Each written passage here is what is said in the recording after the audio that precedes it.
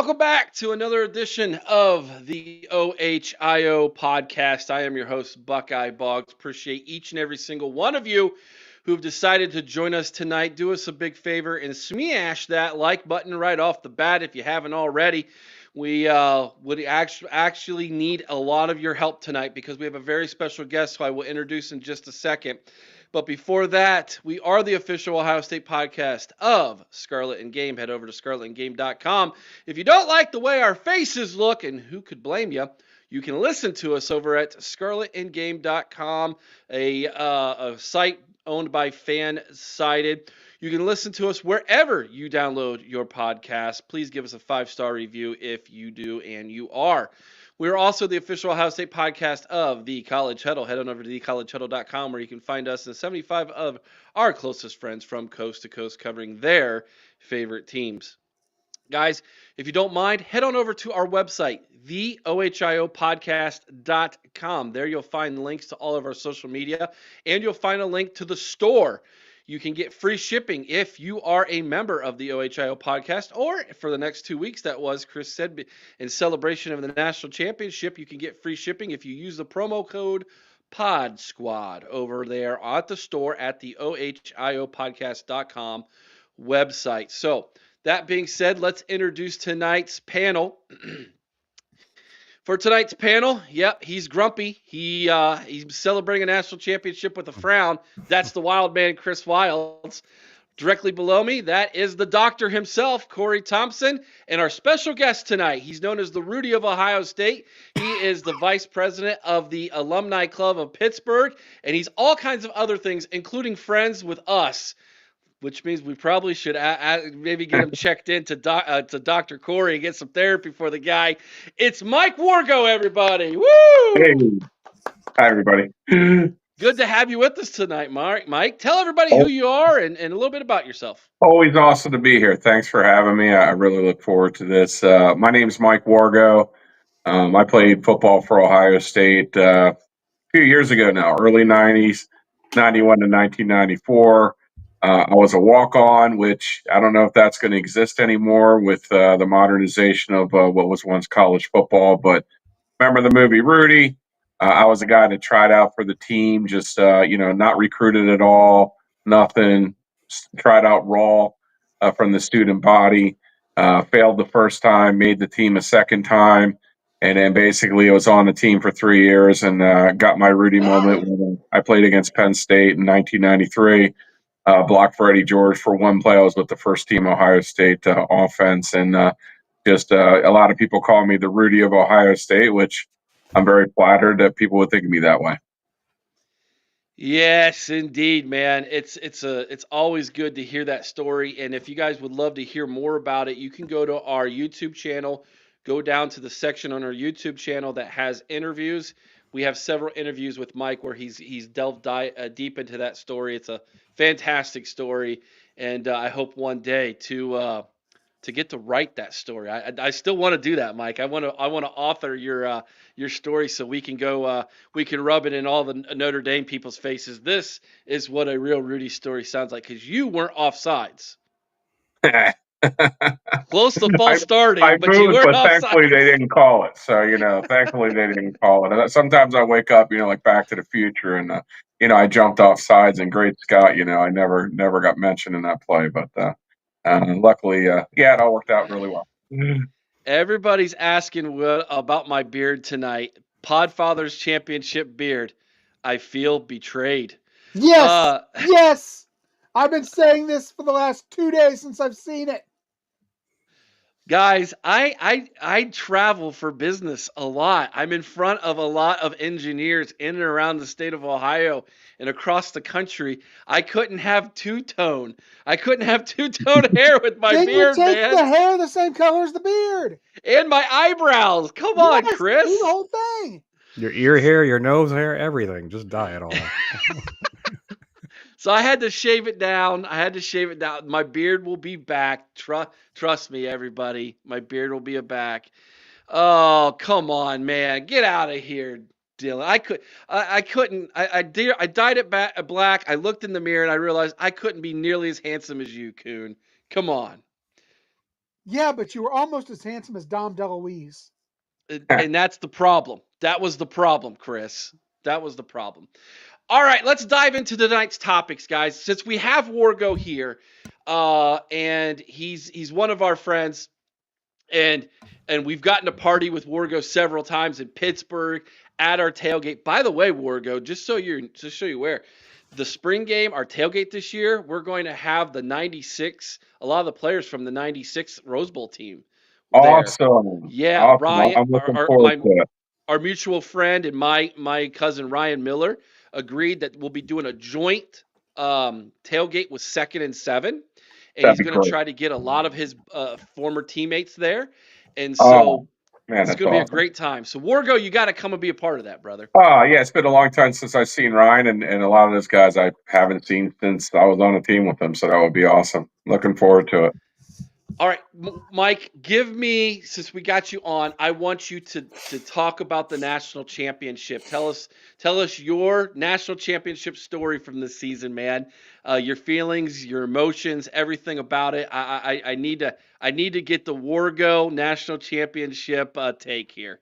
Just absolutely on cloud nine, like all of us are since that happened. Just so proud to be a part of that program, be it a fan or be it a former player or what have you. Just absolute pride. Everybody in Pittsburgh, hey, great job, and it's a reflection. They'll sure tell you when you lose to Michigan, but those same people, Ohio State deserved it.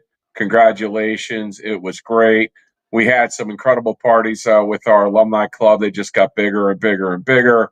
And I had a great national championship game watch party. We probably had like 100 people there at Mike's Beer Bar. Absolutely incredible. I am so happy for Ryan Day. I'm elated that happened to him. I'm so glad that he got that win, and I'm so happy for him. I feel bad. I doubted him after Michigan. I had serious doubts, like I think most of us had. But he turned it around. It was just amazing watching that domination, especially with Oregon. The doubters, oh, well, they're not going to get past Oregon. That was, I think, was my favorite. What was it, 34-0 in the first half? Yeah. I mean, they had no idea what they were. They looked like a deer in the headlights, like they got caught in a buzzsaw. Like, this is the same team that we beat just a few weeks before, and it was 34-0, and the gas kept going.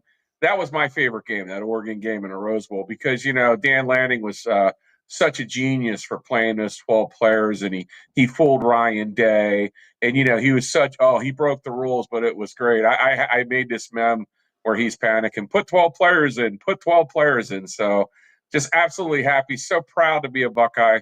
So proud of this organization and just the way they did it. How many people would have given them a chance after the Michigan loss to even beat Tennessee? I mean, I was afraid they were going to lose against Tennessee, and to turn that around completely with adversity and to go, I'm so elated, so proud to be a Buckeye. Indeed, man, indeed. All right, let's go here. We got the news has just been coming out so fast and furious from the Woody Hayes Athletic Center about the coaching changes, and I'm going to start with Chris, with you first, man. Let's just open it up and let's just talk about this and see where this conversation goes for about the next 30 minutes. I do want to get your take on this, Mike, as a former player, but we've now lost a defensive coordinator, an offensive line coach, and now the news that broke this afternoon, an offensive coordinator. Chip Kelly's moved on to the Raiders. Jim Knowles made a lateral move to Penn State, although I could say it was actually a downgrade if you ask me my opinion. I don't know that James Franklin's exactly who you want to be working under, and Mike can speak to that, living in Pittsburgh, and I'm sure there's a lot of Penn State fans that he knows are down there. And and then of course Justin Fry, it moves on to the Arizona Cardinals to be their new offensive line coach. And so we have 3 coaching vacancies here. So I'm just going to open up the conversation and let it flow freely. Chris, you can start us off, man. Well, I think this is just, sadly, this is just a side effect of success. When you go out and you win a championship and you do it as dominantly as they did in that playoff run, people are going to come after your coaches, and obviously we've lost the coaches we've lost so far. I do feel that the bleeding is probably about stopped at this point.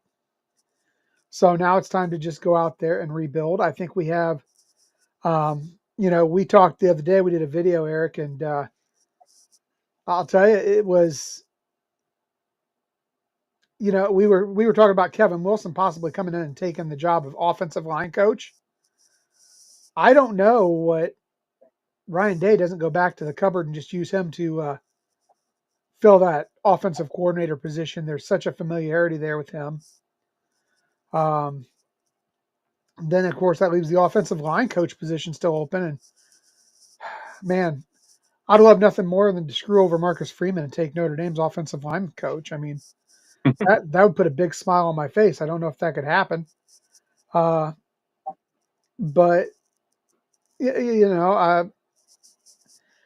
we talked about the potential of maybe trying to reach out to a Charles Bentley, and we thought that might be a stretch, but maybe not. Maybe not. It may be the move that needs to be made right now. I'm not worried at all about the defensive coordinator spot. I think Matty G is going to get slid up there, and I think that's just going to be just a smooth transition. I'm a little worried about the offense. Specifically, I'm a little bit worried about the running game, Eric. I mean, we're losing these two tremendous backs. We don't know what's going on with the offensive line at the moment. And, Kevin Wilson is a guy who I think he has a very good offensive mind, but man, he loves those stretch runs so much. And I just don't know if that's the way to go. So, I think there's a lot to be decided in the next couple of days. And, I think we're just going to have to see what happens, see how it plays out. $5 super chat from my lovely wife. Speaking of immense pride, maybe Boggsy will want to share his level of proudness of Will Howard's thank you video he watched earlier today. She's making fun of me because I got teary-eyed watching it. I got emotional watching it. Let me tell you, Eric, he was only there 1 year, but that guy is as much a Buckeye as anybody who's ever stepped foot on that campus. Agreed. For a year, he embraced it. He bled it. He did everything he had to ingrain himself into that team and into that culture. And, I haven't seen that video yet, but I'll tell you what, I wouldn't be surprised if it got me a little teary-eyed. Cory, your take on the coaches, man. Well, I mean, Kelly's not a surprise. Honestly, Justin Fry's not really a surprise. They both wanted to be back in the NFL. Well, Fry wanted to be in the NFL. Kelly wanted back in the NFL. From what I read from just now, I don't know if it's broken news or not, but a friend of mine just told me Kelly's getting like $6 million a year for the Raiders OC job. How do you say no to that? Especially when you want to be in the NFL anyway, if that's true. Honestly, I don't think it's going to be Matty G. I actually think it's going to be Randy Bates, with Matty G kind of being like an understudy, co-DC with him. Because Randy Bates is 64. Wouldn't surprise me. OSU alum wants to retire there and be the guy and then kind of usher Matty G into that spot. I don't think Ryan Day wants to go with another, I don't want to say inexperienced guy, but he's really, really young. And his last experience where it was a true experience was with Duke, and his defenses were not good at Duke when he was a defense coordinator. And everybody says, what's Duke? Well, Knowles was good at Duke. The guy after G was good at Duke. I mean, so so I think it's going to be Bates. But that being said, offensive, I mean, I think it's time they have to go with Hartline. I don't think they can keep kicking that can down the road and expect him to stick around. He obviously wants to move up in the coaching ranks. I think they got to finally move him to play caller now that we have this grace period to do it. I don't like the idea of it in a sense. I don't want to experiment, but I like it better than, say, Ryan Day hiring a defensive coach where that's not his side of the ball and he lets somebody kind of take the reins there. I'd rather him do it with an offensive coach where Ryan Day kind of is that umbrella, that safety net for that guy. Because even Chip Kelly, who was really good this year, he had to have Ryan Day intervene before the playoffs came in. So that's what's a good thing about having Ryan Day as a head coach, is he's an offensive genius still. But I don't want him play calling and being the head coach. But he's there to be game plan, help with the game plan. I think you bring in somebody like Kevin Wilson. I would love Kevin Wilson to kind of be working with Hartline in that role and be the offensive line coach, but then hire an outside QB coach to come in, coach quarterbacks, let Wilson coach offensive line, help with play calling with Hartline, let Hartline kind of get what he wants, and just see how it works. And other than that, I don't know what's going to happen. So, but they definitely got some decisions to make, and they got a lot of. I'll tell you, for offensive line coach, though, they don't go the Kevin Wilson route, which is far fetched. And anyway, I'm just kind of making a theory on that one. I mean, there's Eric Wolford, there's Joe Rudolph from Notre Dame, there's Jim Harding from Utah, who loves Ohio State. There's a lot of options there that can be really good. So that coach doesn't worry me. Play caller kind of worries me a little bit on the offense side of the ball. Joe Moorhead from Akron. That would be interesting. Joe, what's his name? Candle from Toledo. I cannot remember his first name right now. Yeah.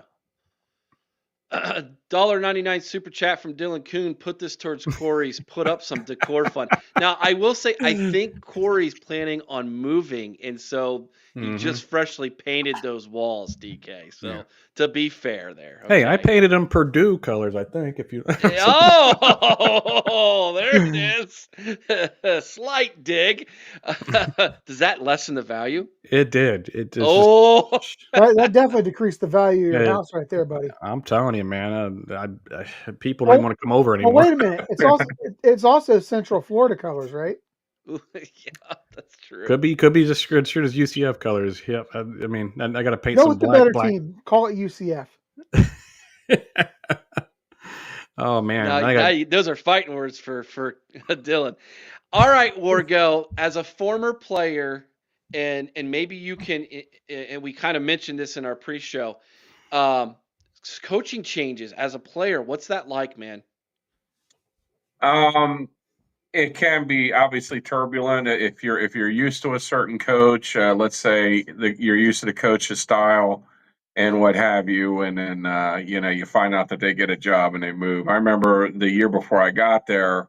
This is going way back, but the 1990 Liberty Bowl, pretty much every coach left. Coach Cooper. I mean, I think there were only like 3 coaches that went to that bowl game. Remember that? It was just an absolute disaster. The Liberty Bowl when they played Air Force in 1990. But, as you get through the program, you kind of get used to it. People come and go. These coaches, it's one of the most transient occupations. I couldn't imagine trying to be a coach with a family. Hey, we're going to Notre Dame. I got a job in Florida. Hey, we're going to Colorado State. These guys are all trying to be head coach, or these guys are all trying to get more money. And, this is to be expected. Times are good. The stock is high. If you're going to leave, you want to leave when you're leaving a national championship. But it's just like everything else. It's like Kyle McCord last year. Oh, my God, Kyle McCord left our starting quarterback. Well, what's going to happen? We'll hire Howard more than made up for it. I definitely think this is I don't know what your guys' prediction is for next year, if we can repeat. It may be more of a rebuilding year. But I think, as far as Hartline, I think he should get the shot at offensive coordinator. I think that guy's just a stock. He's going to skyrocket. I think that would be a good move for him to go higher, and we're going to move higher. But it's part of the game. You get new coaches. There's some coaches I didn't like, and when they left, hallelujah. And I wasn't alone. There's some coaches that went to a different program, and I didn't get along with. So it can work both ways. Ooh, that's an interesting take. One I didn't think about. Maybe, and sometimes this happens with players. We've talked about in the portal. Maybe it's true with coaches too. Addition by subtraction. Yeah, it is a real thing. I do have to mention this real fast. Ryan Days Beard with a $5 super chat. No shame in shedding tears over Howard, Podfather. Cheer up. Here's $5 towards a beard toupee until it grows back. See, you shed tears over the video. Chris shed tears because you shaved. So that's a totally. What's that say? What's that say, Cory? That's a good point, man. Mine were tears of anger, though. I'm disappointment. He's disappointed me more than any Buckeye outside of Marcus Freeman. Get out of here! This is ridiculous, dude. Now, this is getting to where we're about. Chris just called you the Kyle McCord of podcasters. No. Let's not take it there. He had a hell of a I would not take it there. We might get more talk about full circle if we do get Randy Bates, the guy who picked off Kyle McCord 5 times. That was not his best game in Pittsburgh. No, it was not. No, it was not. All right, Chris, back to you, man. Let's talk Brian Hartline since Wargo brought it up and Cory did too. Is it time to put the full-fledged label on Brian Hartline with training wheels? I'm going to say training wheels here because I don't think Ryan Day can just say it's all yours. He's got no experience as an offensive coordinator. Ryan Day does. I think if those two have an entire offseason to put their heads together, get this thing worked out, is it time that Ryan Day says, "All right, Brian, let's you and me, we're going to the film room. We're going to tackle this thing, make you the OC. We'll put training wheels on you and we'll go into the year with maybe you get to call first down, second down under my supervision, give me third down." Something like that. What do you think, Chris? I'm okay with training wheels, but I don't necessarily want Ryan Day calling the plays. I think if you're going to have training wheels, I think Cory mentioned a good opportunity is to possibly bring in Kevin Wilson, have him do the offensive line and be that mentor to Brian Hartline so that it isn't distracting Day from the ultimate job. Because let me tell you, the pressure was there obviously to get to the national title, but there's going to be a lot of expectations coming off that national title. And Eric, they're probably unfair expectations. I mean, I'm going to be 100% with you. It's probably unfair expectations. Now, you and I have came out and said that we're probably looking at 10-2. I think Cory said the same thing. Probably a 10-2 year next year. Trying to make a run, get into that CFP, maybe get a home game again. But we are losing so much that Ryan Day's full focus needs to be on the totality of this team. So if he wants to do this, I don't think it's a bad idea to do that with Hartline because we are at risk, like was mentioned, of losing him if we don't. He's a competitor. He's going to want to take that next natural step. That's given in the playbook. So I think it's okay if you do that. Give Hartline the playbook. Have Kevin Wilson watch over him. Help him out as needed. And, I thought another thing that Cory mentioned that we talked about the other day on our video was the potential of bringing in a quarterback's coach. Because we had talked about if Chip didn't leave, having Chip possibly switch from coaching the quarterbacks to the O-line with the offensive coordinator spot. But you could do that and still, like he said, bring in a quarterback's coach. Reach out, get maybe go up to Wisconsin and steal a Kenny Guyton. Go to the Chicago Bears, see if we can't pry JT away. I think either of those guys, given the fact that they've got some coaching experience already, would be good options. So yes, in answer to your question, maybe it's time to give Hartline that book, but keep the training wheels on. Does anybody know if Hartline even truly wants it? I think he does. He keeps trying to interview for head coaching jobs. I think he definitely wants to keep moving up that coaching ladder. And on top of that, I'll say this: jumping off of what Chris just said, I agree wholeheartedly. I don't want Ryan Day to put his foot back on the play calling duties. Not that he's not a great play caller, but it's just handling both jobs is too much.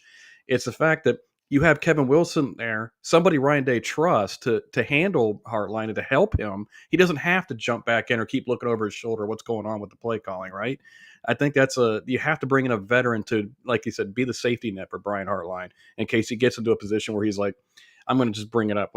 Not that he's going to be Kerry Combs, but I remember Kerry Combs against Oregon. He just looked so confused on the sideline. It scared me. Like, I've never seen a coach look that befuddled in my life. So I don't think that'll happen to Hartline per se, but if he gets in trouble, he can lean on Kevin a little bit in the booth. I'd love to see Hartline and Kevin both in the booth working with each other on how to call the offense. I mean, I think that would be the best scenario for Ryan Day to keep being the CEO. $2 super chat from Bobby Mack. I shaved my beard off last week, Boggs. You copycat. You're right, Bobby. That's exactly what happened. I just want to be more like you, my man. Just want to be more like you. Good point, Cory. We're all mentioning Kevin Wilson. And I mean, it's because Kevin Wilson, after he got let go at Tulsa, he was back with the program. His son Toby was a walk on. He was the third string center on the offensive line. Toby got to walk on senior day. He was there for that, and he was working with the coaches and as an analyst. And I think there's several guys on this coaching staff as analysts who are in line to take those jobs and kind of keep everything in house if they want to. Although it sounds like they're going to go not out house, but go out of the house for the defensive coordinator. Boy, if that's a foreshadowing, we in trouble. For the defensive coordinator's position. So that being said, guys, there's some talk in the chat here a little bit about what do we foresee as kind of like our expectations. Whenever you have this much turnover on a roster, number one, and now a coaching staff coupled with that, number two, I feel as if, as Ohio State fans, we need to give Coach Day some room to work here, right? There's nothing worse, I would say, than a chef in a kitchen with a bunch of waiters and waitresses trying to come in the kitchen and say, do this, do that, do this, when the chef's like, I'm the chef, leave me alone, let me cook, right? That's kind of the analogy I want to use here for Ryan Day. Let's let the guy cook. Let's let him do his job here. He's been head coach for 6 years at Ohio State now. He's won a national championship. He's one of 5 coaches ever in the history of Ohio State to win a national championship. Let's give him some time to do what he wants here, guys. He's earned our trust, right? And like my analogy that I've been saying for a while, it's Ryan Day has shown us through this national championship run, he's got the goods for this thing, man. He's done it already. Now he just needs us as Buckeye Nation to push him against the team up north across the goal line and score the touchdown. That's my analogy. Wargo, you mentioned that you've got an analogy for the Michigan game and for the TTUN and for Coach Day. Why don't you share that with us? I couldn't agree with you more personally, but let's be real. This is Ohio State. This is Buckeye Nation. We want to feel that, hey, we can give them some slack now and it's a rebuilding year. But come on, the first loss next year, I have a feeling it's going to be pretty much the same stuff. People will have very quick memories to forget. But I've been thinking about the Michigan game. I hope you're right, though. I've been thinking about the Michigan game, okay? Now, I know this is bucking tradition, but hasn't really pretty much every college football tradition been thrown out the window in the last couple of years to make that game relevant, okay? Because if you look at it now, Ohio State was already in the playoffs before they played Michigan, okay? College football, whether you like it or not, is moving more toward like an NFL format. Ohio State was guaranteed in the playoffs, and I'm going to ask this question, but answer it after I'm done. Had we beaten Michigan, would we have won a national championship? That's the number one question I have in my head. I don't think we would have. Or I think it would have been a lot more difficult. I think that lit a fire under their bottoms to get pissed off and go do it. But I think to make the Michigan game relevant, to make it the game, instead of having it be the last game of the year when the playoffs are all decided, when all that stuff's decided, move it to like the third game of the year. Move it to like the first Big Ten game of the year, where everything's still on the line. We don't know who's going to make the playoffs. I think that game would get major significance, in my opinion, in a new format of college football. It might be crazy. Tell me if that's crazy. I know it's tradition. I know it's the last game of the year. I know it's Thanksgiving.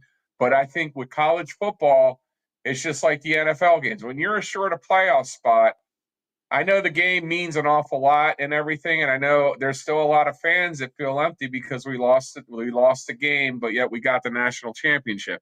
But I think moving forward down the road, maybe this might take years to do. I think that make that game be as hyped up as it was in the past. Move it to toward the beginning of the year.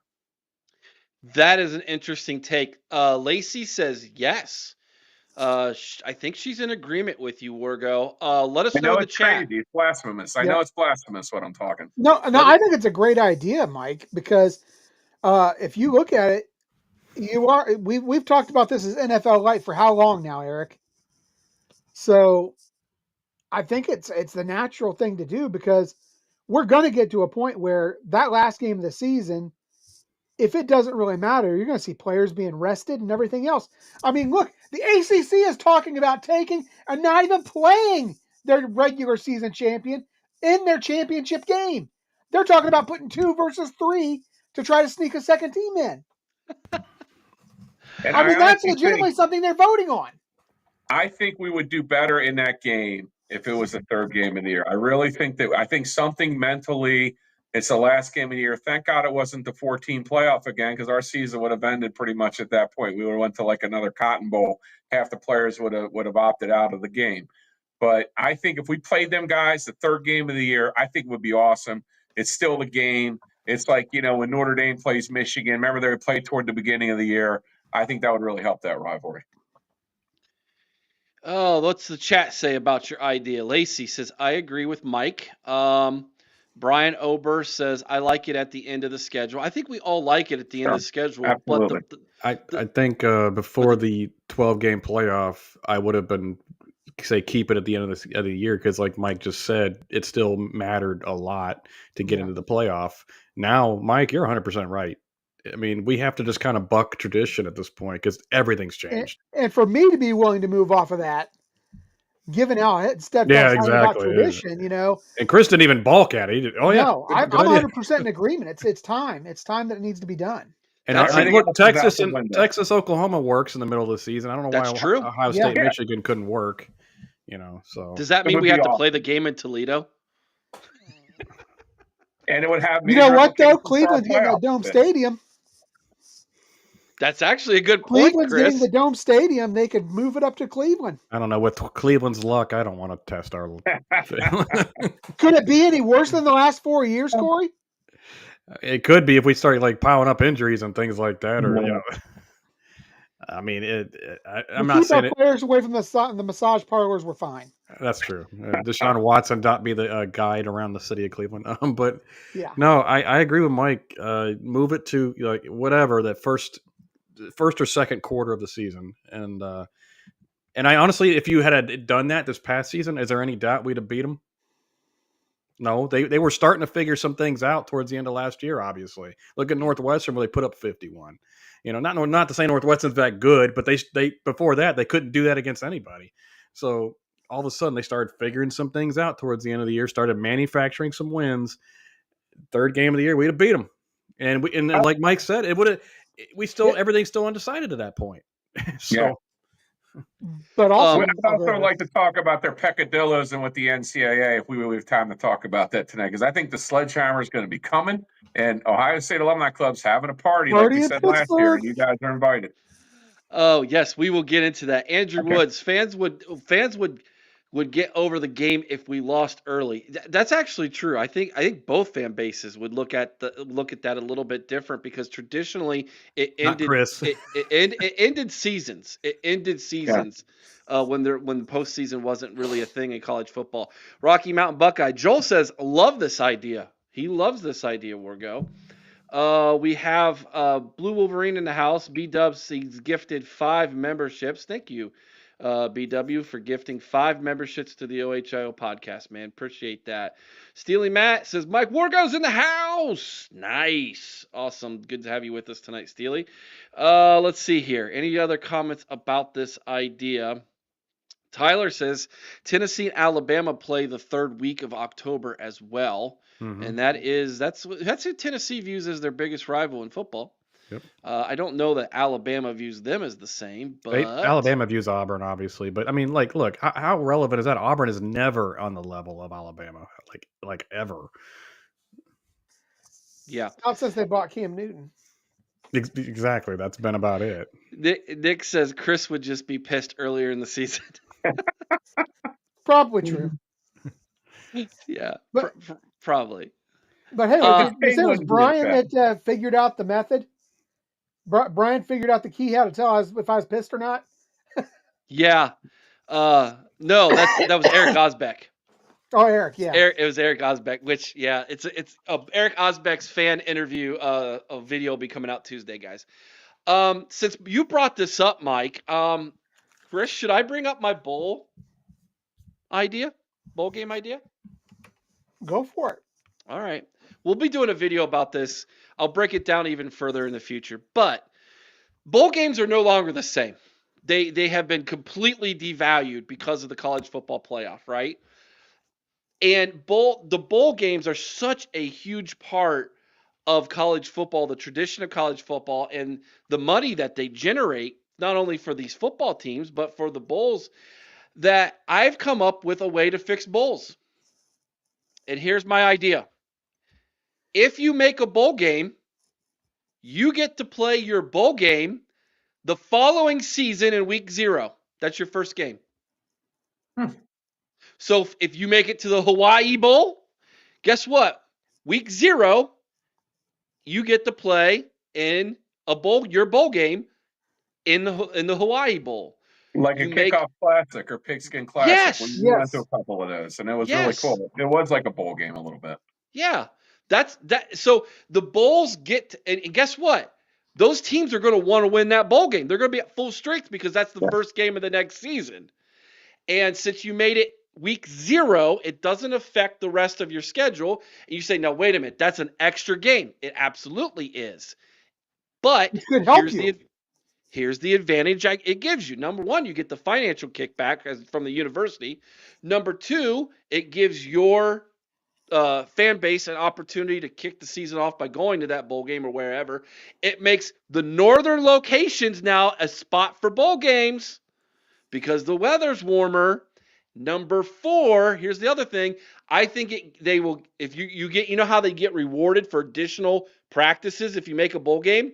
You get to start your season 2 weeks earlier with practices if you make the bowl game. So you're going to have a leg up on your competition because you got to start week 0 and got to start 2 weeks earlier with practice for the season.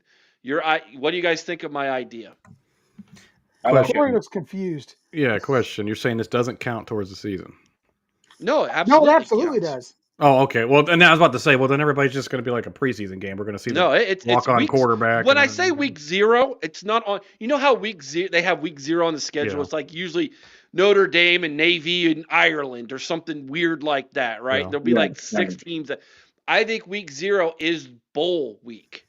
It's bowl game. I got you. The only down point to it is the fact that your graduated players and guys who went to the NFL are going to miss out on that bowl. I understand that, but a lot of them are sitting out anyways. That's true. That's absolutely true. It was kind of a reward for the players. So for a guy like me, walk on. I love the bowl games. It's got to be 100,000 times more now, but you got a lot of stuff. I still wear stuff I got as gifts from those games. You got a watch, you got like a ring, you got all kinds of stuff. I got plaques from like the Hall of Fame Bowl in 1992. So it's kind of an experience. But once again, that's old time college football. That was the days where, hey, get into a bowl game. Remember back 30, 40 years ago, that was a successful season for a lot of programs. But I think it'd be more excitement as far as the fans will be fired up for the season. Like the Cotton Bowl I went to last year in Dallas. And that was, like I said the last time I was on, I was like watching practice. The players all left, and it just didn't seem like they put an effort in and everything. So I think that would be great as far as getting more excitement for the beginning of the year. Plus, it counts for your season moving forward. So, yeah, I agree. Okay. We're getting some kickback from some people. Some people don't like it. Some are like, as Joel's saying here, Eric's thinking in the year 2050. Well, I just think all these changes, we're all adjusting to them a little bit differently. Yeah. I mean, I'll be honest with you. I didn't even want to admit to myself the Michigan game don't mean as much as it used to. I didn't want to admit that to myself, but I was like, man, we just went on and won a natty. Did we ever think in the possibility of Ohio State football we could win a natty without beating Michigan? Was that ever because it wasn't possible till exactly. So now we have to like, whoa, my head's exploding. How did this this scenario we always asked ourselves before the season? Would you rather beat Michigan? Would you rather win the natty? Now it's actually like a plausible thing, and I'm still wrapping my head around that a little bit. It's just all of us have been watching football since we were like little kid Mike playing it, and being in part of it. I don't know about y'all, but I've been watching since 1992, and it was just always one way. Now it's not that way. And you're not wrong. It's hard to get your head around that. But here's the thing. If you're going to be a coach at Ohio State, you've still got to beat Michigan. Oh, you still got to win. I'm not saying it doesn't matter if you don't win or not. I'm just saying it It's doesn't not. end It's your not season. that's correct. Yeah. That's what I'm wrapping my head around. It's like, we still won the Natty, even we lost that freaking game. I used to be lose that. Not everybody remembers the '90s. You lose that game. God, we had a national title team. We can't beat that freaking team up north. Nowadays, it's like, oh, we can still go win the Natty. Coop would have had at least 3 titles, I think. 2 He to 3 probably titles. would have had a couple. So I got my fantasy. Can I guys share you my fantasy? The 93 team, when there's a 12-team playoff. I looked when we were in the Holiday Bowl. We got crushed by Michigan that year. Same kind of situation. We were undefeated, and that was like getting cold water thrown on you in Antarctica. We lost 28-0, and it was one of Coop's worst losses. But we still were ranked in the top 12. So my hypothetical theory is somehow we get into the playoff, the 12-team playoff, and we beat the teams. We get on a run like Ryan Day. I know it's a lot of shoulda, woulda, coulda. I know Cooper's team sickly petered out in the bowl game, and I understand that. But in my mind, there's a way we could have gotten to the Natty in 1993 if we could have refocused. Same thing in the 90s. We had that Michigan curse. We do great against all the other teams. And then Michigan, for whatever reason, we'd lay an egg. I don't know if they got to hypnotize the players to not have those winged helmets or something. But that's my fantasy. Obviously, it probably would have never happened. Mike, can I ask you a question based on that? Sure. You're playing a bowl game probably a month after the Michigan game, right? So sure. How did the players even get up? I mean, you were on your way to a season, like a historical season. Oh man, we're going to win the national title. Then you lose that game, and it's like depressing and heartbreaking. How do you even get up for the Citrus Bowl or whatever bowl? That was a lot. Coop's weaknesses were the Michigan game and then the bowl game. He was 2-10-1 against Michigan. It's been so long, I forgot. I think the bowl game he won like 4 or 5, but he lost most of them. So it was hard getting up for that. The Citrus Bowl, because in 93, we were in the driver's seat. I mean, we tied Wisconsin. That was back in the days you could tie a team. So we tied them. And then we got the Big Ten championship rings. And, had we just beaten Michigan, shoulda, woulda, coulda, obviously, but we would have beaten Michigan. We would have played, I think Notre Dame was number 2. Florida State was number 1. And we were number 3 at the end of that game, Penn State. And then Florida State beat Notre Dame, I think, the following year. So we could have been in a driver's seat for that. Obviously, that's a lot of conjecture. But getting up for that, you just try to move on. Obviously, the Michigan thing is disappointing. Cooper did one thing because I think he felt on the line. When we lost to Michigan 28-0, we always have the banquet the Monday after the Michigan game. It's a fun event. It's the Shriners. It was at the Shriners, and they'd have like an awards, ceremony. And I was excited. Like the only award I could get was the Ironman Award. If you go to all the practices, they give you a certificate. So I got an Ironman Award, so I was all happy. But Cooper goes up there and he goes, "Guys, I want to stand up. I'm going to guarantee a win against." We played Brigham Young in the Holiday Bowl, and he guaranteed the win in front of everybody. And it was all over the papers the next day. John Cooper guarantees the win in the bowl game. So we went to the Holiday Bowl, and it kind of like we were in a driver's seat to go to the Rose Bowl because we lost to Michigan. This shows you how bad the old system was. I think Penn State went to the Citrus Bowl, and we had to go to the Holiday Bowl. Even though we had a better record than Penn State, I believe we beat them. For some reason, we had to go to the Holiday Bowl. Wisconsin, even though we had the same record, the rule was back then, whoever didn't get to go to the Rose Bowl the longest got to go to the Rose Bowl. So we went there in the 80s. Wisconsin went there in the 60s. So we got locked out of the Rose Bowl. And then we were in the Holiday Bowl. So it was out in San Diego, and we played BYU, and it was a close one, but Coop got a win. So maybe he did that as a motivational tactic. I don't know. But he was really good at doing stuff like that to keep his job, I think, for the most part. Well, it is for people complaining about 12-team system now. Well, there's a lot of people complaining about it. You go back, like you just said, the old system, holy crap. Never go back to that garbage. Oh. Hey, we tied Michigan. I remember that day. We tied Michigan. I think that saved Coop's job. We in 1992, we played Michigan to like a 13-13 tie, and Gordon Gee comes out the president. This is the greatest win in Ohio State history. So wow, yeah. I didn't know about that. Oh, I'm gonna I didn't throw get a up. half a gold. I wish I had a half a gold pants at least for the tie. Andre Green, question for you, Podfather. Do the players from the 2024 championship team get a Rose Bowl, Cotton Bowl, and Natty ring? Yes, they do. Wargo, do you have some rings? I do. I do. Awesome, dude. That's that's so cool, man. You That's got a so cool. second? I'll go get my Big Ten if you guys want to see it. I tell you what, yeah. Well, when we go to commercial, go grab Okay. your ring, and you can do that. We'll go there here. I should have been more prepared. No, you're good, brother. Okay. We'll go there commercial in just a second. I'm trying to catch up back on these comments here real fast, but let's end this conversation going around one more time, because we started with coaching and we ended up with my crazy theories, and then talking about here kind of what to do about the rivalry game. But let's wrap this back up with the coaches here. In your experience, Wargo, when a new coach came in, what was that like as a player? Obviously you're used to a certain way from another coach, and now all of a sudden a new voice has entered the room, and they're the one who's kind of leading and guiding and directing in certain things. What can these players on Ohio State's roster in 2025 expect from a new coach in their position room, as well as on their particular side of the ball? Well, when I was there, we had our offensive coordinator was Elliot Uzelak, and I don't know if you remember that name. This is a long time ago, but he was really, I think, as a player's perspective, you kind of trying to figure out what kind of coach you're going to get. Was he a coach that's going to be insane? Like, run, give me 15, 110-yard sprints, get on your knees. And there were some coaches that did that.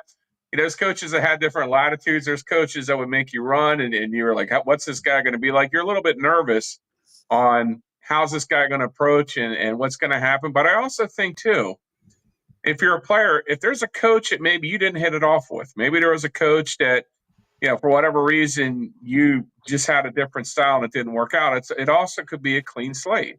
You got a new coach coming in, and you got a whole new record as far as that goes with that. So I think it's really, as a player, there's nervousness. You're trying to feel out the coach, figure out what kind of coach he is, and and I think for some it's a relief where, if you didn't get along with the last coach and you weren't playing, hey, it's a clean slate. Maybe I can move forward. But then there's the other side of it where you love the coach and you left, and it's going to be hard to fill that. But there's always going to be nervousness with a new coach. I think from a coach's standpoint, the ones that can win over the players very fast, being tough but being fair, are the ones that'll do the best. And most of the time, it's a seamless transition. You'll have the new coaches. Usually winter conditioning is where you're going to get tested with the coach. That's the worst part of being on a football team. At least back then, I assume it's no picnic now.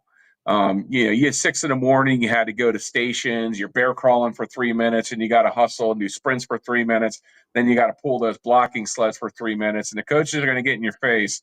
It's the least pleasant. And that's when you're going to meet your new coaches. And, a lot of those guys will try to get in there and get in your face and make an impression. Hey, new sheriff in town, and you're going to listen to me. So that's when you meet the new coach and you kind of get the vibe as far as how it's going to go. Beautiful. But Mike, can they really do that now? I mean, you think about that. No. With the transfer portal, you tick off a player, they just jump in and go now. It was different back then. You just couldn't transfer out. That was a major decision. If you wanted to transfer, you had to sit out a year. If you wanted to transfer into another school in the Big Ten, you had to sit out 2 years. So when you make your commitment, you better be pretty damn sure that that's the right school. And they had you. I mean, I was a walk-on, so it was different. I could have said see you and go and whatever. But if you're a scholarship, if you're somebody that's from a small town USA, you would have never seen a college campus if it wasn't for a full ride. They pretty much owned you. I mean, you better do what they tell you to do, and you better not upset them. So it was different then. Now, especially if you're a star player, coach tells you something, coach tells you to shut up. The hell with you, man. I'm going to go to Penn State, and I'll see you next. Hey, coach, since you upset me, I can't wait to tackle these guys and make you look like an idiot. It's just so much different now. All right. Dev just became a member, and before this he went, what the heck? I thought I was a member. Where'd my membership go? So Hey, listen, this is a good reminder to all of you. Especially at the beginning of the year. When you become a member and you're having it taken out of your credit card, if you change your credit card for whatever reason, or every now and then, I still think YouTube just does some weird things. And make sure you're still a member if you want to be a member. Thanks, Dev. Appreciate that, man. That being said, let's go to a quick commercial break. I have a couple questions I starred. If you want to ask a question for Wargo, the best way to make sure you get your question seen and asked is the super chat that. So make sure you hit a super chat for that question. We'll allow you to ask Wargo a question. We'll get to it, man. But I do have a couple starred already. We're going to go to a quick commercial break. When we come back, Wargo's going to show us his Big Ten championship ring. Hang tight, everybody. Hey, Buckeye Nation. The OHIO podcast is thrilled to partner with Export Mouthguards, the innovators redefining protection in contact sports. Introducing the Ninja Pro Mouthguard, the strongest and most advanced mouthguard on the market. Engineered by dental experts, it's designed to deliver elite protection with a sleek, low-profile fit. Made with carbon fiber and multi-layer construction, it's impact tested to keep you safe from even the hardest hits. But that's not all. The Ninja Pro is 3D printed for 100% custom fit, offering unbeatable comfort and security for any athlete. From football to MMA, dominate your game with confidence while safeguarding your teeth and jaw. Getting started is easy. Use our home impression kit to create your custom fit and enjoy prepaid shipping. It's protection delivered right to your door. Plus, with a 1-year warranty and 100% satisfaction guarantee, and proudly made in the USA, the Ninja Pro is your ultimate defense on the field or in the ring. And here's the best part. When you visit exportguards.com, use promo code OHIO at checkout to get 20% off your purchase. That's right, 20% off elite protection made just for you. Protect your game, protect your future. Choose Export Ninja Pro Mouthguards, where innovation meets protection.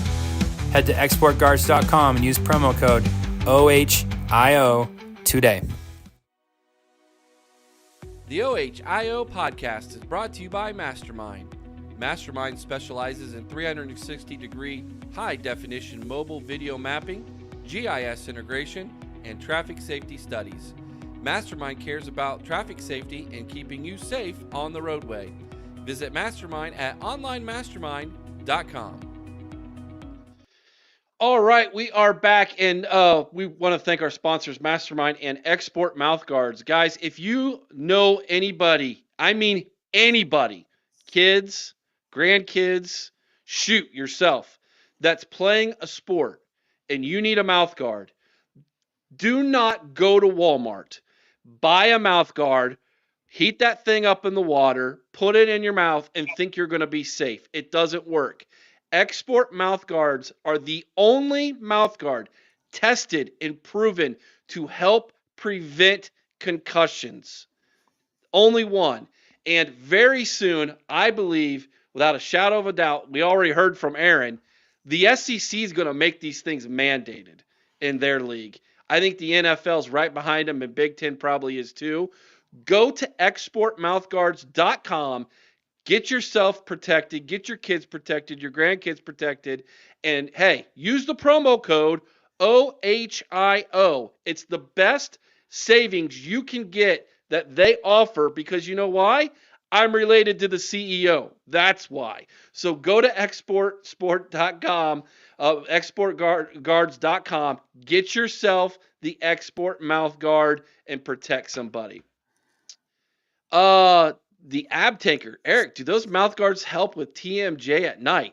They ain't gonna hurt. And here, you know what? They're breathable. Yeah. That's what's cool about this thing. You literally put it in your mouth. You can breathe. You can talk. That's why they're gonna make these things mandated. The biggest excuse, the biggest complaint college athletes have with mouth guards is they can't communicate with them in. With these, you can. You literally get the thing fitted to your teeth and mouth perfectly so that you can still breathe and talk and communicate. And guess what? It is the strongest mouth guard there is. It absorbs the contact through the helmet and helps prevent concussions. Amazing stuff, man. Amazing stuff. All right. Wargo, let's see this bad boy, man. All right, so this is our 1993 Big Ten championship ring. I'll go over there. Up there we go. So that's an O. On the side, it's 1993. Get the horseshoe on this side. Let me see here. You see that? There we go. That's like the horseshoe, Ohio State. That's beautiful. And then on the other side has your last name. All right. There we go. Has your last name, Wargo, obviously. The number I was that year, number 70, and the original OG. So we got that ring. That was the first ring I think they got since 86, Big Ten champions. But, that was the 90s, the ring you have here. Now that would look like a class ring compared to what they get today. Diamonds. I mean, those guys are probably going to have $100,000+ of rings from everything that they got. I wanted to get this thing replaced. It's got a few nicks on it. And Johnston's is a company that makes most of the rings, Super Bowl rings and everything. And actually, like, their headquarters is right by State College. My mom lives right by them. And it was like $3,000 to get it replaced. So, haven't done it yet. But they have them in case you ever lose them. You can get them replaced. And I've almost lost it a few times through life.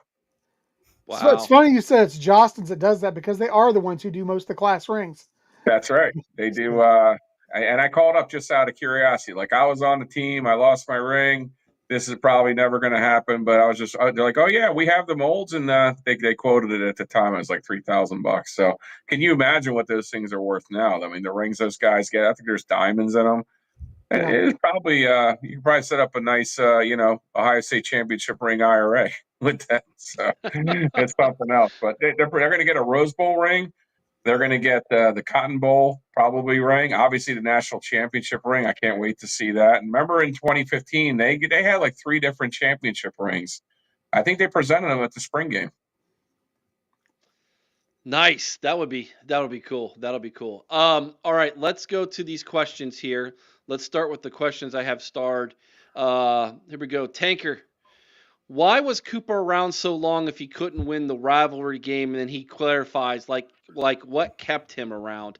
I know for a fact that Cooper's former players, and the reason why I know this is because Ryan has had this conversation with me, and Wargo, you've had this conversation with me. You guys all love John Cooper, man. You guys absolutely love this guy. So what do you think? What really kept him around, do you think?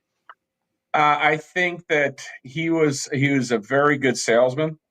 He was a very good salesman. He was a very good people person. I mean, as you know, the head coach of Ohio State, he was very good as far as that goes. He always had plans for the alumni. And if you think about it, we were improving. At the end of Earl Bruce, 1987, I mean, Earl had a few good years, but didn't Earl have a lot of 3 or 4 loss seasons? I'm not trying to put down Earl Bruce at all. But when they brought in Cooper, I think this was the last losing season at Ohio State. I could be wrong, but I think 1988 was the last losing season. And we got to remember that. We've had just an incredible run. 89, 4 losses, 94 losses, couldn't beat Michigan, 91, 3 or 4 losses. And in 92, finally the 5th or 6th year, 93, we went 10-1-1. So, everybody was on a John Cooper bandwagon there in 1993, of course, until the loss to Michigan.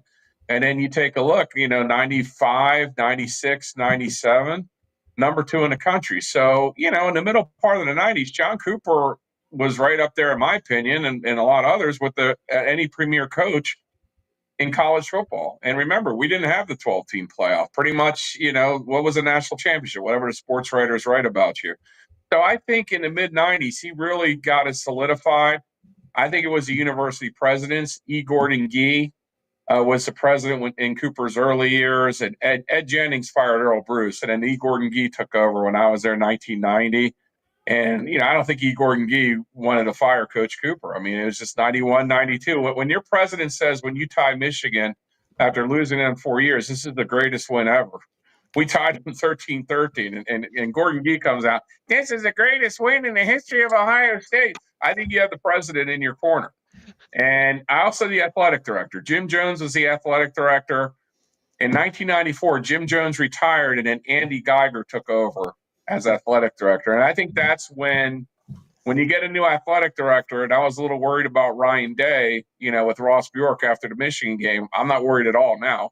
But I think all of us were a little thinking that, a lot of people after the Michigan loss at Ryan Day, Bjork's already thinking about replacements and everything. Well, I think Cooper's downfall started when Andy Geiger got in there. And then Andy Geiger, Cooper went on that great run, 95, 96, great teams. 96 team was incredible. 12-team playoff, I think they could have got the Natty. 97, I think, did pretty good. 98, same thing. They were number 2 in the country. If we had a 12-team playoff, I think they had a damn good shot of getting a Natty. But toward the end is when Cooper's downfall happened. 99, I think he had he wasn't a losing season, but it was just barely a winning season. And then 2000, I think Andy Geiger had enough. He had a downfall. Like toward the end of the 2000 season, there was a lot of crazy things. You brought up with Charles Bentley. There was an incident where he got into a fight with Tyson Walter, and there was a lot of craziness with the team.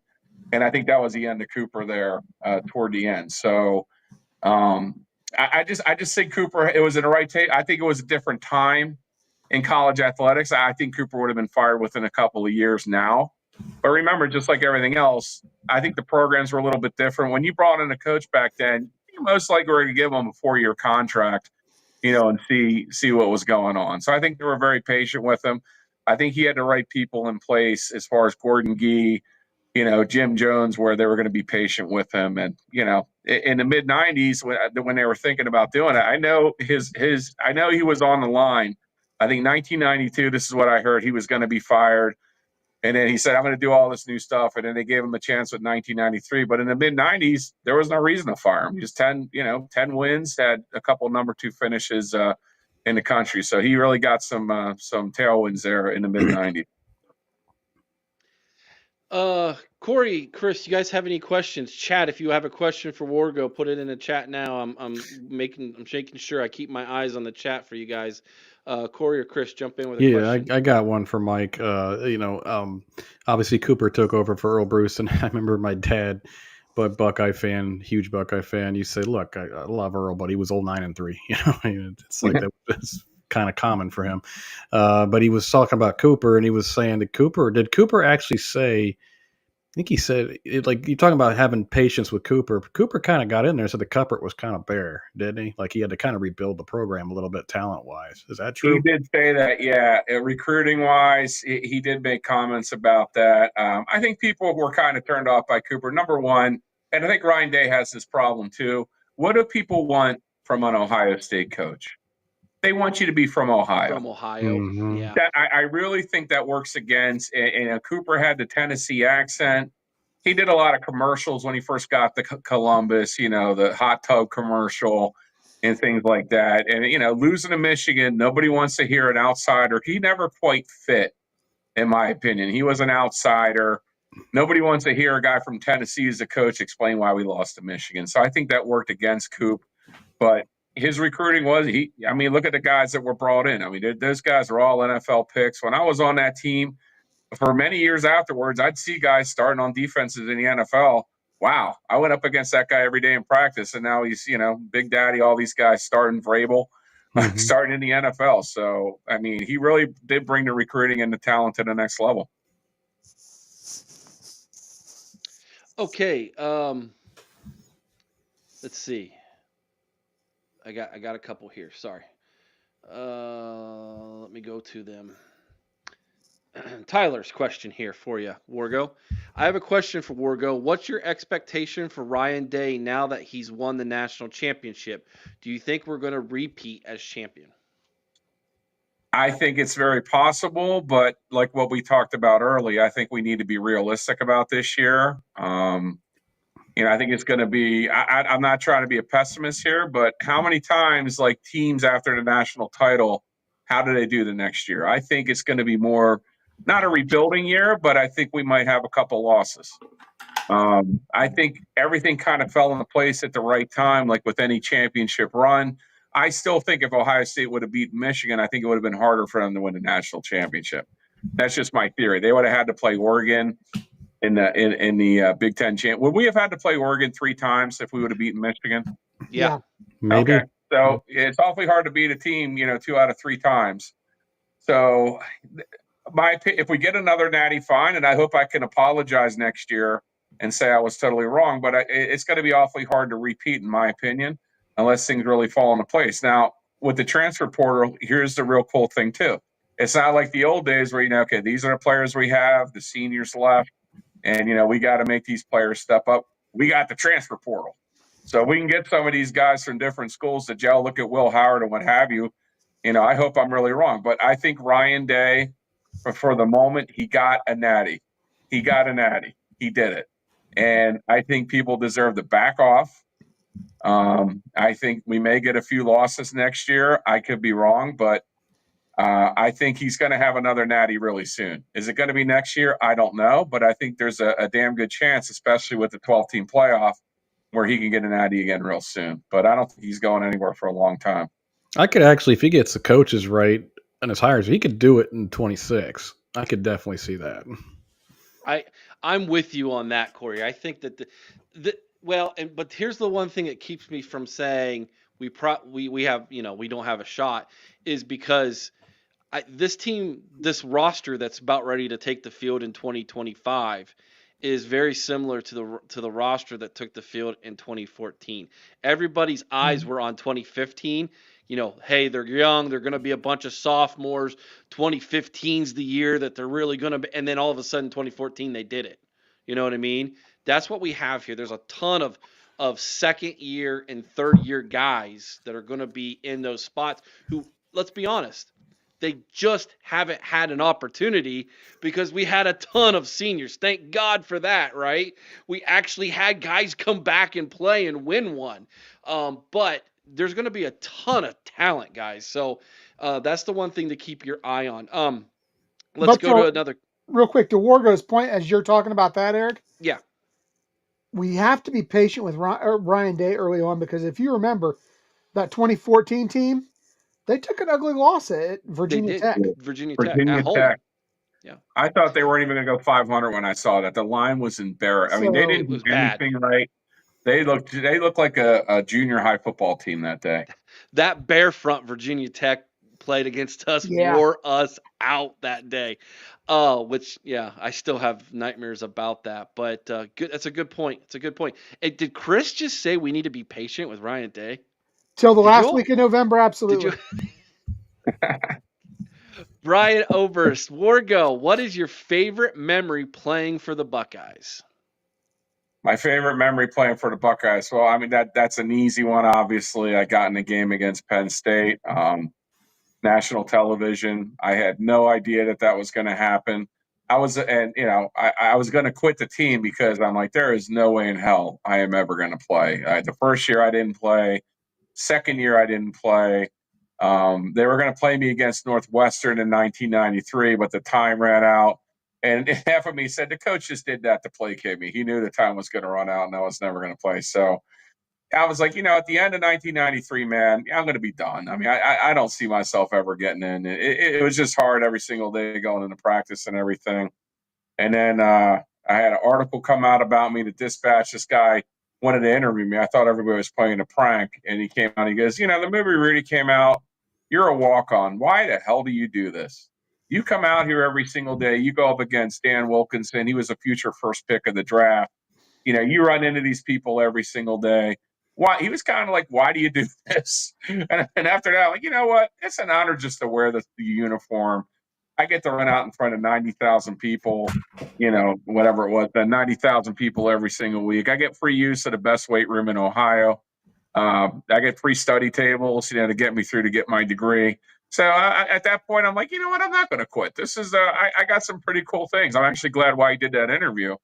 And then the interview came out on the Columbus Dispatch, and I guess Cooper watched that or somebody told him about it. And at the end of the Penn State game, we were up 24-6. I'm like, it's Penn State. There's no way I'm getting in. They didn't play me against Northwestern. How am I going to play against Penn State on national television? Everybody starts screaming, Wargo, Wargo, Wargo. And then Cooper says, Wargo, get up here. And he goes, you're in the game. And, can you imagine this moment? You're going to go in the game in front of millions of people, and you didn't think you were going to play just a minute ago. So I'm trying to stretch. I'm all excited.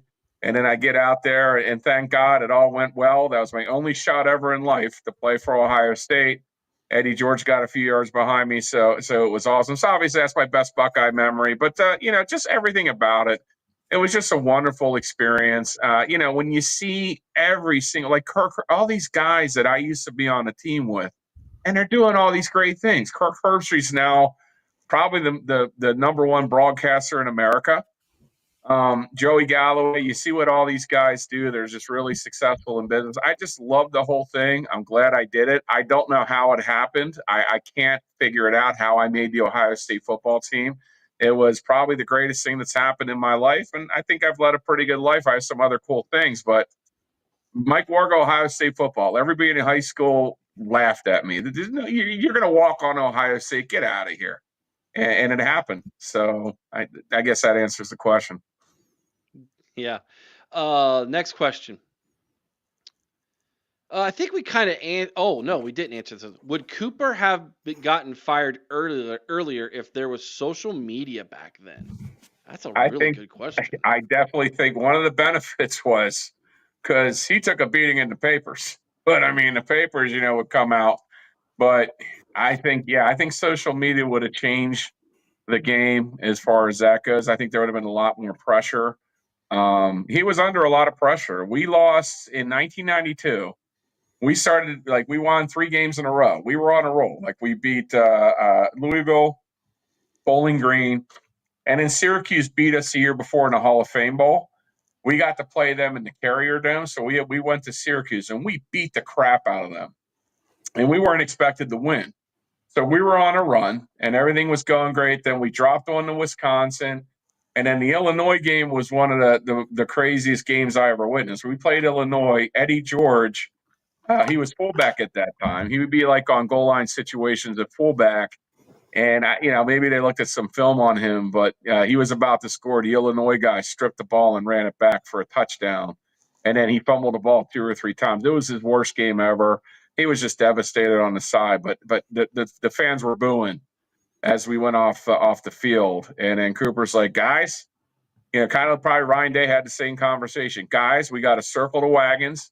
We're all going to catch stuff. And he goes, I'm going to catch the worst stuff. And this guy's the fan runs into the locker room. Cooper, you're a piece of garbage. Get the hell out of here. And the people were yelling at Cooper like they ran into the locker room. So he had it rough. I mean, he had it rough. And, but yeah, I think social media obviously would have definitely been a catalyst for probably faster change. But once again, it's different times. I think back then when they hired a new coach, they gave you a 4-year contract. Most of the time, they're going to honor that. All right. I think we got 2 more questions, maybe one more, and then we promised Wargo we would talk about that the sanctions and the hammer. So he wants to talk about it. We're going to talk about it. Mac, did Bill Conley recruit you, Wargo? No, he did not recruit me. He was a recruiting coordinator. How I made the team, nobody recruited me. So I basically just called around. I tried out, I found out when I got on campus, I just started working out. They had a weight room in the French Field House, and I started asking around, how do you make the team? And then basically I found out that you had to take winter conditioning. So they had walk-on tryouts in January. This was 1991. So I'm with probably 30 other people, and they did walk-on tryouts. So we're all sitting around, and the strength coach is like, you guys, this is an advanced conditioning course. You guys, if you want to leave right now, because they're trying to scare us. And I did horribly. So I had to run a shuttle run. I was way out of shape. I'm I couldn't even finish the shuttle run. And I obviously failed the tryout. And I don't think anyone, this is how a good lesson in life, how you got to keep going. Because everybody in that group, I think a couple guys, they let continue in winter conditioning, but I don't remember any of those guys. So I was going to give up. I'm there's no way I'm going to be a Buckeye. I'm just going to be a student, have a good time. I go to High Street, have fun. And then at the spring practice one day, I lived in the towers, and they were practicing out in the stadium. And I was watching them practice, and then that came back, the inspiration, I want to be on the team, but, I better try something different. So I just called I smiled and dialed and called the football office. At the time, it was like 614-292-2531. Ohio State football. Hey, I want to walk on to the team. And she put me through to Bill Conley. And he took my call. And I told him my story. And he's like, yeah, I'll tell you what. He goes, can you come in and see me? And I was, yeah. So I got a meeting with the recruiting coordinator of Ohio State. He was super cool. He was recruiting. He goes, hey, you got any guys in high school I should take a look at? And this and that. Just super cool. And then he said, everybody wants to walk on. You understand that? And then I told him, and I think this was the greatest thing I ever did. I was honest with him, and I said, hey, I tried out in January. I didn't make the team. And he wrote that down. And I'm like, at the time, why did you say that? You just shot yourself. But I think he saw that I was determined to make it. So he gives me this pep talk, work your ass off, give me a call on August 1st, and we're going to come down here. We'll test you. So I ran as much as I could. I had a summer job at SeaWorld of Ohio. Now it's now just weeds in an empty lot, closed down a long time ago. But I did what I could, and I went down and tried out.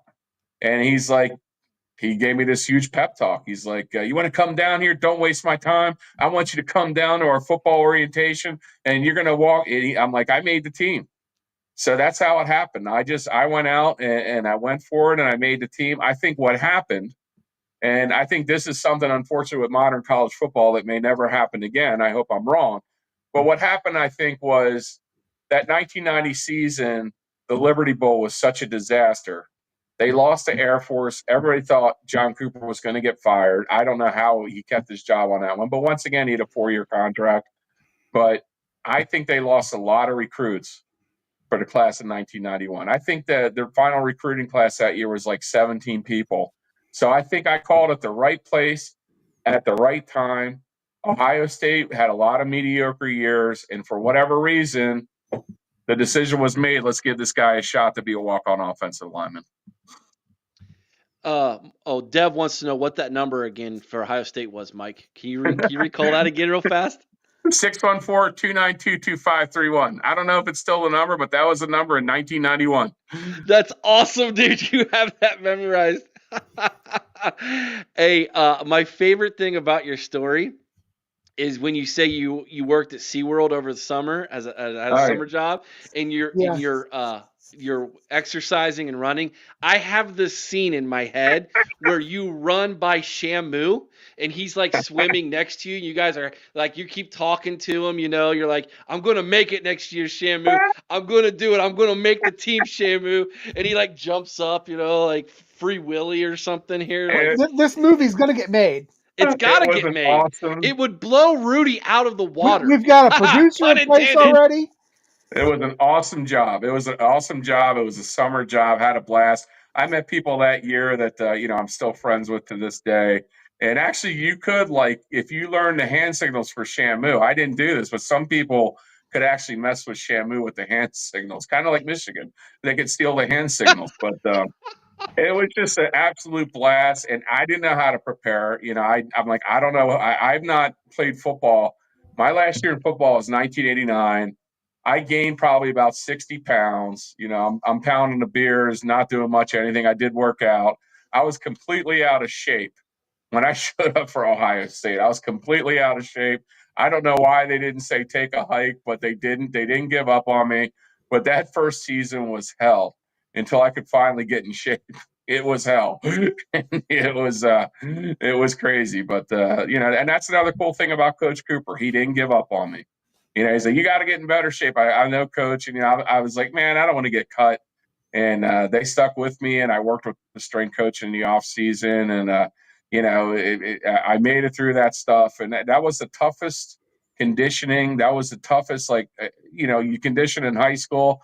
The stuff they do there is insane. And now it just has to be so much more. But, Coach Cooper's a great guy.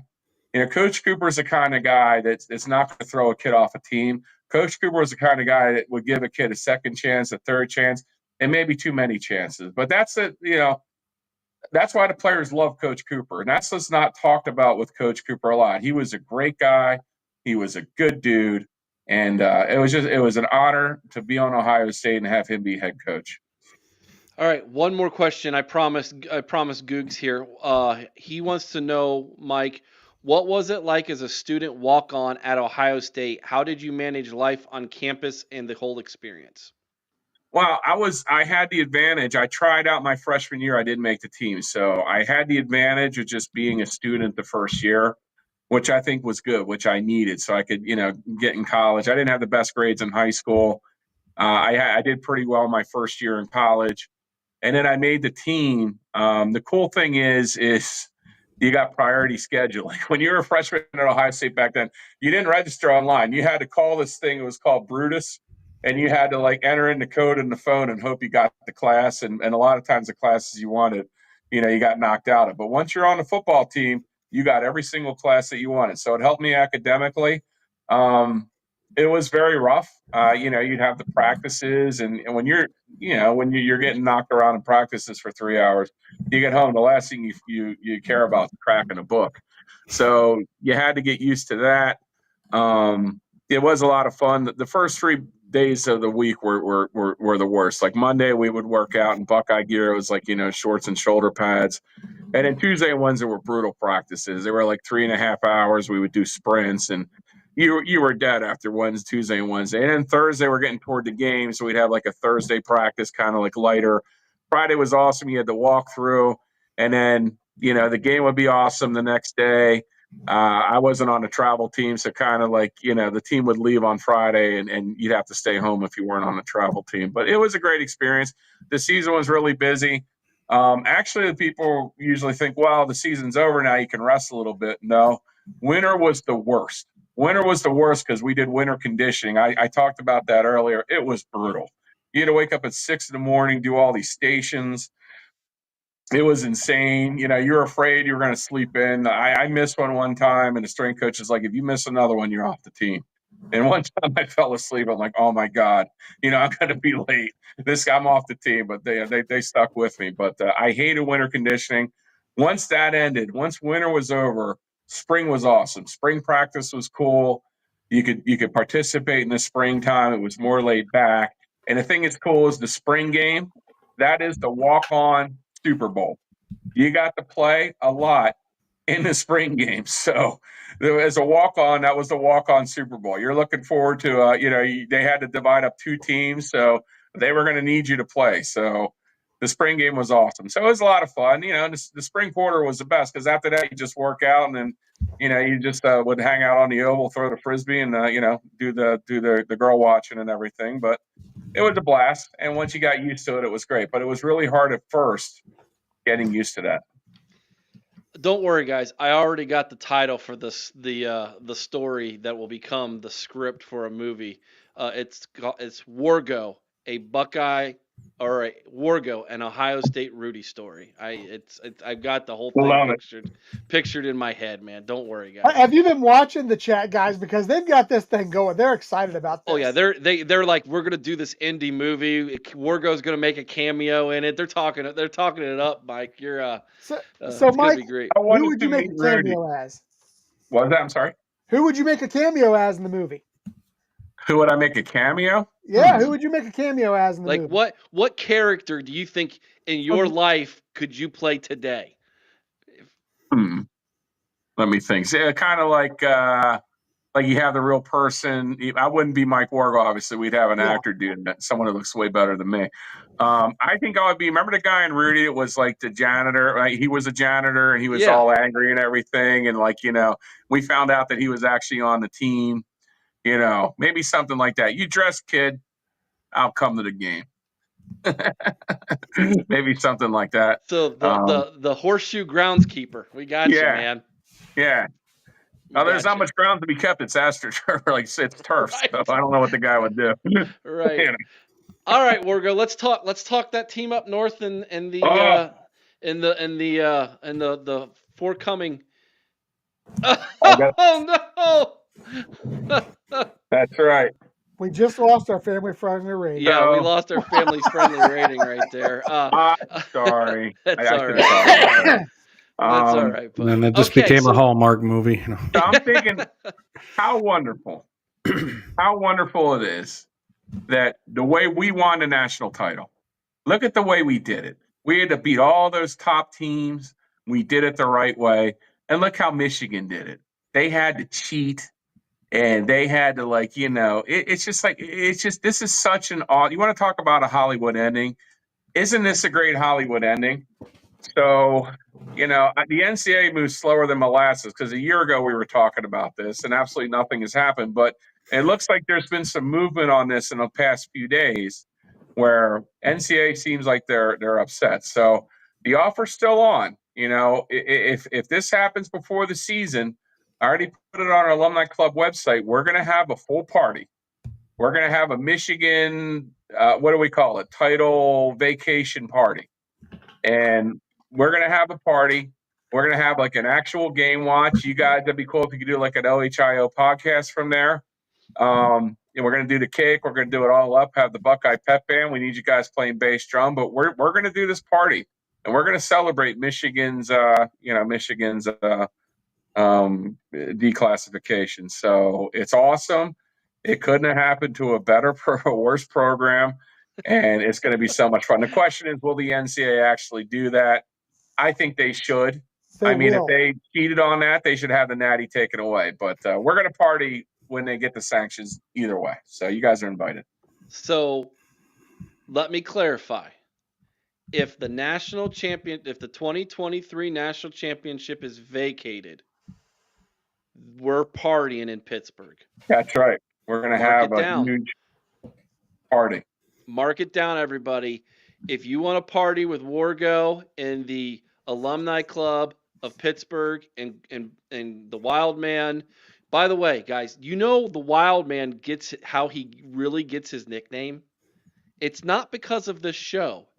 It's because of what takes place at these parties. Man, he's a teacher, man. Just saying. You want to see that? You got to go to Pittsburgh with us, all right? It usually comes from the drinking that ensues after the massive gambling losses at the casino while in Pittsburgh. That's the true story.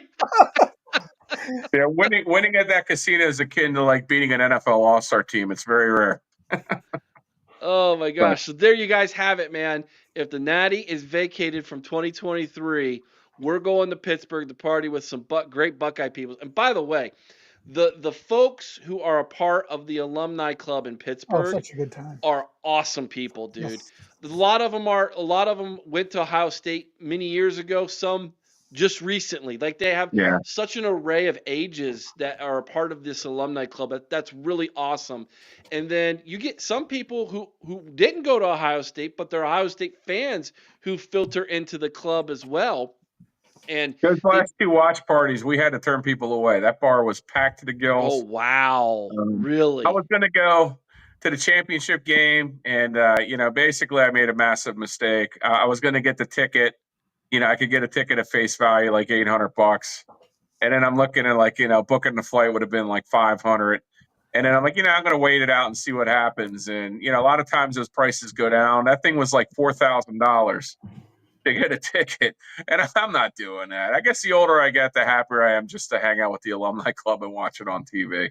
But, you guys, thank you very much because you're a big part of why our game watches now are getting 100 people. You coming there every single year as really people are excited about the OHIO podcast. They ask when you're going to come again. So you have a major part in our success, and I want to thank you for that. Oh, thank you, Mike. That's very kind of you, man. We love doing it.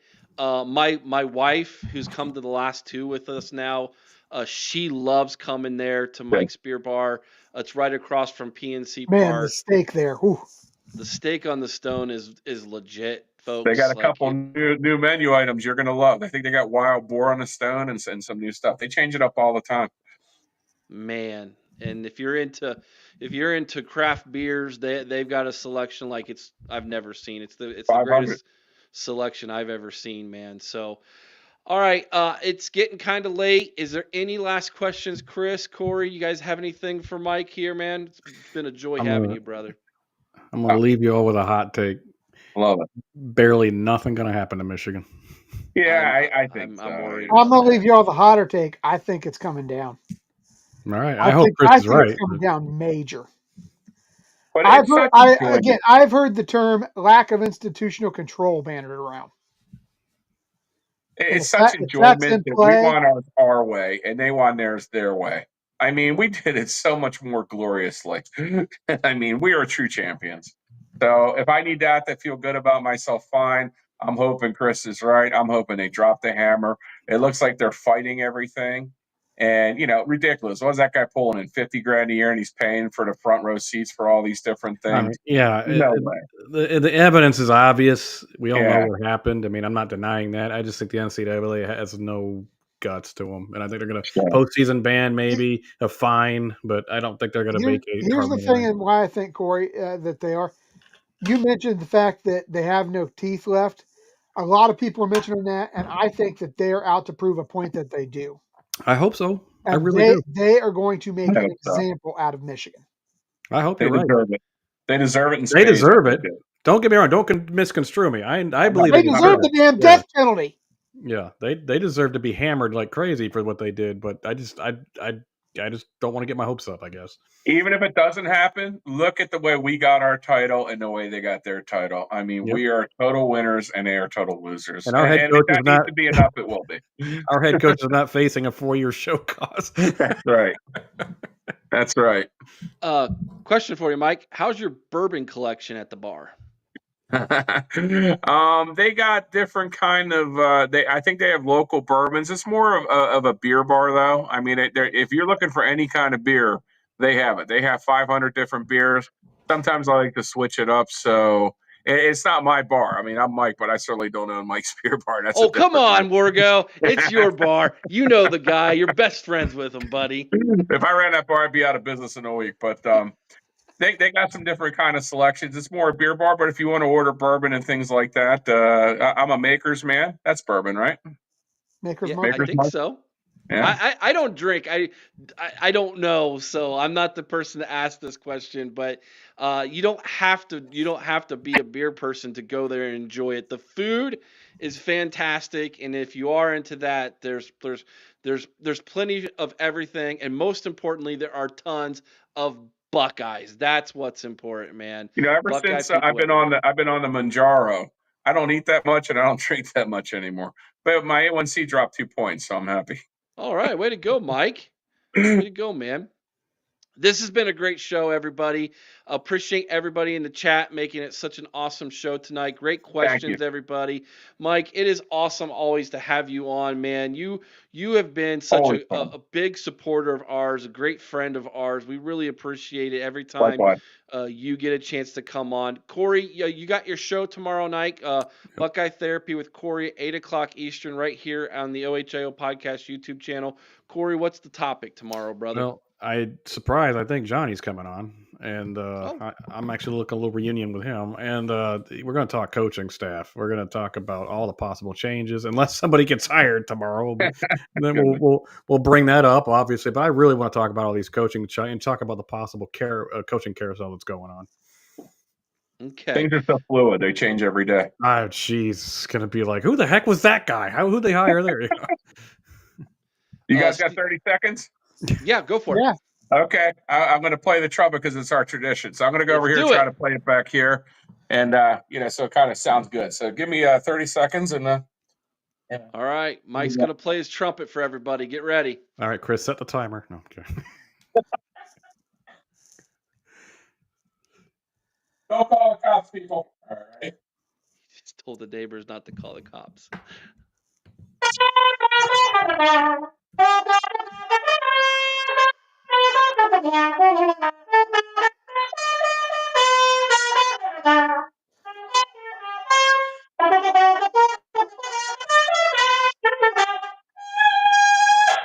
Love it.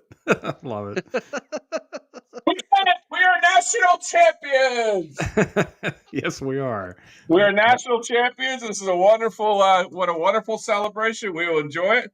I'll see you guys at the spring game when next year is now.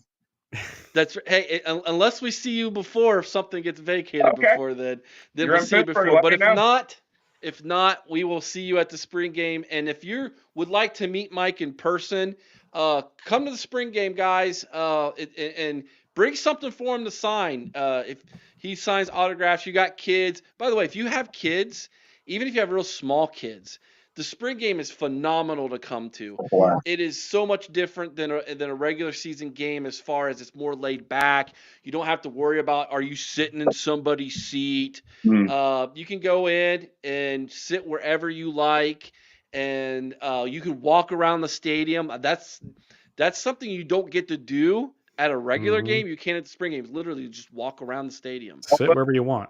Yeah. I will say this. It may be 100,000 seat. There might be 100,000 people there. Remember the spring game after we won the Natty in 2015? Yeah. It might be as much capacity as a regular Ohio State game. Man. And It could happen. In which case, it's a good thing we've got Ryan helping us get the tailgate set up. Yeah, no I'm so kidding. looking forward to that. I am The- so looking forward to The that. hype around people going to want to see Julian Sand play is going to be crazy. So, can't Yeah, I think the whole quarterback competition thing is going to be incredibly interesting this offseason. We haven't even dove into it at all, man. So it's going to be that's going to be so many shows all in their own this offseason. But Mike, thanks again, man, for coming on tonight. Got We it. appreciate Thank you, you, my guys. friend. Again, thanks everybody in the chat. Cory, Chris, thanks for being a part of this roundtable discussion tonight, guys. We hope you enjoyed the show. On your way out, if you haven't already, please smash that like button.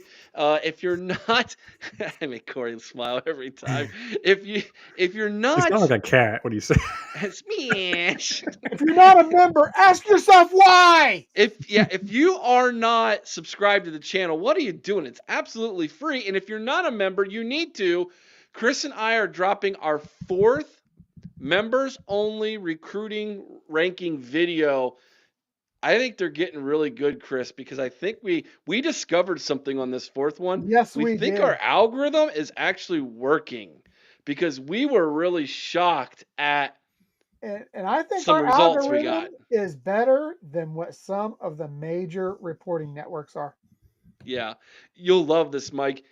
we got tired of following recruiting and being lied to about this player's got a recruiting ranking meaning of this, and it's like, why?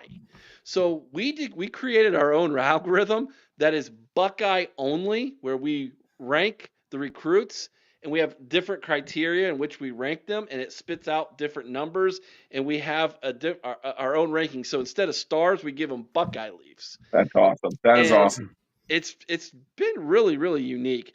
Donald and Karen Rosbach gifted 1 OHIO podcast membership. Thanks, guys. Appreciate that, man. Somebody is going to take advantage of that. Absolutely appreciate that, guys. Sean Schrock says we need a members only jacket. Chris, you going to get on that? That's not something that we could do in-house, Eric, but I could get to work on that. I've got a place that we use that we've used for the festivals here in Marion that we could probably see about getting something like that done. Yeah. My dad had a members only jacket. Did he? Yeah, remember members only? Oh yeah. They're from the 80s. And then people be like, are you the last member if you're still wearing it? What I would be concerned if you have a farmers only jacket. Burke says Rivals is the worst recruiting site ever. It's pretty bad. 247 Sports is getting worse. They're all getting bad. On 3 just completely decimated our rankings recently. So it's like, why'd you change them that dramatically? What changed in the player? Like, I think Bo Jackson went from like 77 to like 213 or something. What? Yeah, it's a huge drop. That makes no sense at all. Because I know he was coming to Ohio State. Well, I know he was injured and all that, but it's like, what changed that make you think he could drop that dramatically? Is like, what about? Well, the player there was a couple players ago. One site had him ranked at like 100 and something. The other one was like 400 or something. It was like, no, come on, guys. Yeah, who's lying here, right? So and the one we just did, Eric, the one we just did, the composite ranking was 311, and I'm going to tell you, this kid's a top 200 player. He's phenomenal, and we both were like blown away. And we were watching his sophomore video. Mm-hmm. Not his junior film, his sophomore video, and it was evident that he is head and shoulders better than anybody else in the field, and he plays against pretty good competition. And we were just like, dude, like, how do you have him ranked so bad? But anyways, go check those out if you're a member. You're absolutely going to love it. It's very different than anything else, and so we gotta stay unique. All right, guys, thank you so much for being on here tonight. Don't forget Cory tomorrow, 8:00 Eastern. Thanks again, Mike. Appreciate you, my man, My for pleasure. coming Thank on you. tonight. Be kind Go to one Bucks. another. I owe someone's OH. Sing Carmen, Ohio with all your heart. Till next time, you guys know what to do. OH! Hi. Oh! Yo. Go Bucks. Go Bucks.